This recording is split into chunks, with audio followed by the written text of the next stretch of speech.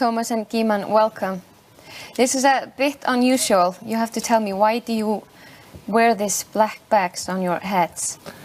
We're wearing these black bags because as Daft Punk we're not showing our faces in pictures or television. But why did you guys choose to go this way? To not show your faces in public?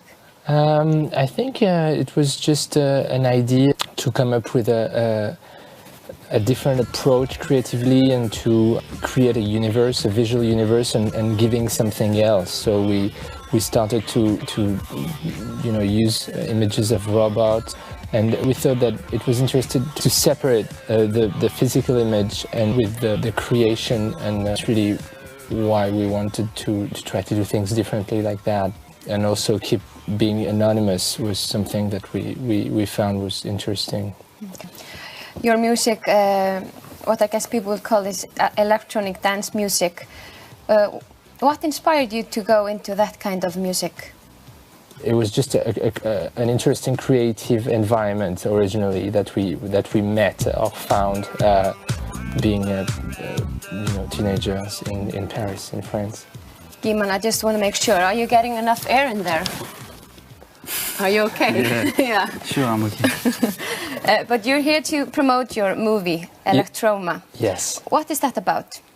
This movie is our first feature film. It's an experimental film about two robots that are trying to become human. It's a kind of a road movie.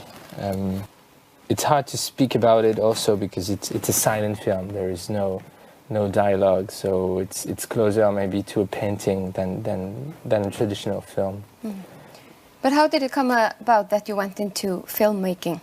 We've been wanting for a long time. Daft Punk has been like an opportunity for us, a creative opportunity or vector to work around different media and different art forms. We've been making an animation film in Japan for 4 years, a few years ago, and we've been making furniture also with the company Habitat in Europe, and we've always been interested in creating, and obviously film is probably the ultimate form of creation as it combines sound and images and teamwork also, which is really different from just being the two of us in a studio or at home making music. So we really cherish and respect creation in all forms, and filmmaking has always been, I think, as it is for many people, fantasy and an ultimate way of creation. Is it never strange for you to do interviews with these bags on your heads? It's really strange. It's very strange. It's the first time. And these bags, it's not our ideas. It's definitely your ideas. But you usually have masks.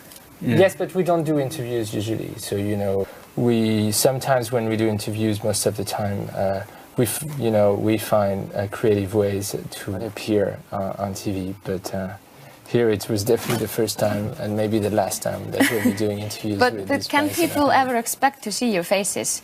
No.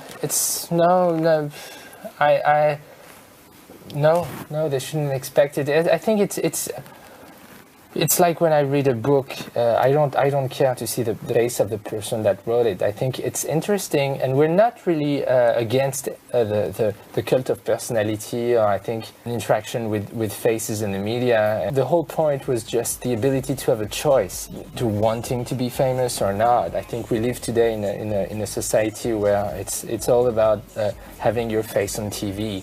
Obviously, today is an example that maybe that's not what a fantasy is, even though it's really also a difference between fiction and reality,